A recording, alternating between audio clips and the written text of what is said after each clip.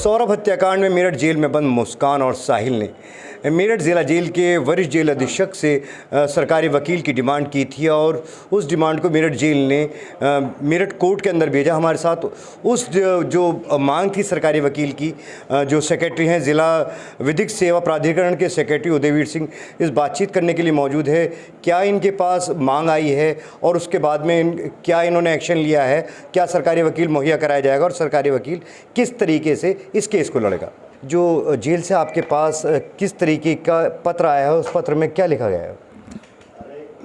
बंदी जो भी कारागार में बंद होते हैं, जिनको निःशुल्क विधिक सहायता की आवश्यकता होती है, जिला कारागार के माध्यम से जिला विधिक सेवा प्राधिकरण के कार्यालय में आता और हमारे पास जिन मामलों की आप बात कर रहे हैं, जिन आरोपियों की बात कर रहे हैं, उनका भी प्रार्थना पत्र आया है और उनको क्या कहते हैं निःशुल्क विधिक सहायता प्रदान करने के लिए हमारे मेरठ के एलडीसी सिस्टम की chief legal aid defence counsel Shrimati Rekha Jain ji को नामित किया गया है।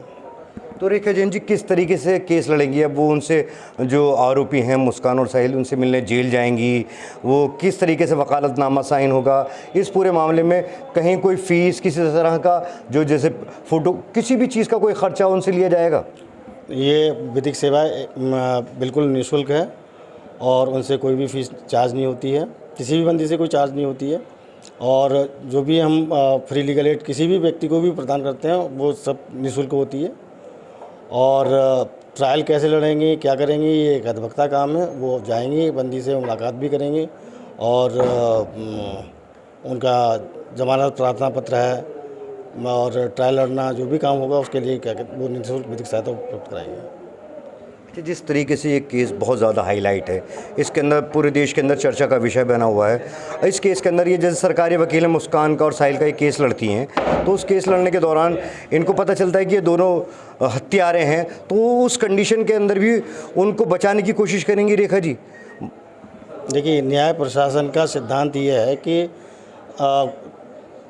किसी भी व्यक्ति को इस कारण से न्याय से वंचित ना हो जाए कि उसके पास विधिक सहायता नहीं थी। ठीक है, न्यायालय का काम है दोनों पक्षों को सुनना और अगर एक व्यक्ति के पास विधिक सहायता नहीं है तो उसकी सुनवाई नहीं हो सकती है। ये प्राकृतिक न्याय का भी सिद्धांत है कि एक न्यायालय दोनों पक्षों को सुने। तो अगर उसके पास विधिक सहायता नहीं है तो उसको प्राकृतिक न्याय से और न्याय के अपने अधिकार से वंचित हो जाएगा। केवल बात इतनी सी है। जिस तरीके से जो मेरठ पुलिस है सबूत जुटाने में पूरी ताकत लगा रखी है और सबूतों को इस तरीके से मेरठ पुलिस इकट्ठा कर रही है और केस के ऊपर जो जांच की जा रही है कि किसी भी हाल में जो आरोपी साहिल और मुस्कान हैं वो इस आरोप से बच ना पाएँ और उनको जो मैक्सिमम सज़ा है, ज़्यादा से ज़्यादा उनको सज़ा मिले। और वहीं एक सरकार का दूसरा सिस्टम, न्यायिक सिस्टम है, वो उनको बचाने की कोशिश करेगा। दोनों ही सरकारी सिस्टम इसके अंदर कैसे एक दूसरे से समन्वय बिठा पाएंगे? एक तरफ तो पुलिस उनको सज़ा दिलाने की कोशिश कर रही है, दूसरा विधिक सेवा उनको बचाने की कोशिश करेगी।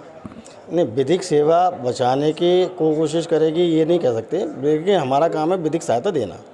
पहले भी मैंने आपको बताया कि कोई भी व्यक्ति इसलिए न्याय से वंचित नहीं होना चाहिए कि उसके पास विधिक सहायता नहीं है, अपनी बात नहीं रख पा रहा। तो अपनी बात रखने के लिए विधिक सहायता प्रदान कराना हमारे संविधान में मूलभूत अधिकारों से लेकर डायरेक्टिव प्रिंसिपल्स में 1987 के एक्ट में है। तो इसके अंदर जो आपने बताया रेखा जैन जी को नियुक्त किया गया है, तो रेखा जैन जी अब उनसे जो साहिल और मुस्कान से उनसे कब मिलेंगी और मिलने के बाद में इस पूरे केस के दौरान जब केस चलता रहेगा तो रेखा जी ही रहेंगी या उनको बदला भी जा सकता है इस दौरान?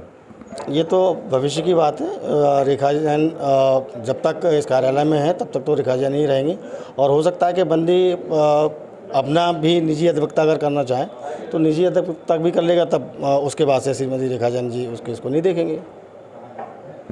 अब ये जो रेखा जी हैं ये अकेली ही साहिल का और मुस्कान का दोनों का केस लड़ेंगे या कोई दूसरा वकील भी इसके साथ में नियुक्त किया जाएगा?